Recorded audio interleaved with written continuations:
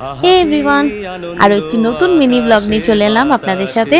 তো এটা ছিল উইকেন্ড ব্লগ। উইকেন্ডে আমরা চলে গেছিলাম মুম্বাই তারদেওতে ও ক্যালকাটায়। তো এই ও ক্যালকাটাটা প্রথমবার এলাম আমরা। ভিতরে অ্যাম্বিয়েন্সটা খুব সুন্দর ছিল। তো এসে আমাদের হাতে মেনু কার্ড চলে এলো এবং মেনু কার্ডে দেখতে দেখতে যে কি খাবার খাবো, কোনটা অর্ডার করব, ইতিমধ্যে আমাদের কাছে চলে এলো একটা কমপ্লিমেন্টারি প্লাটার, যার মধ্যে ছিল আলু কাবলি, রায়তা। তো যতক্ষণ না খাবার আসছে আমরা এই আলু কাবলি খেয়েই পেট ভরাচ্ছিলাম। এর মধ্যেই চলে এলো আমপানা গরমকালে, এর থেকে উপাদেয় আর কি হতে পারে।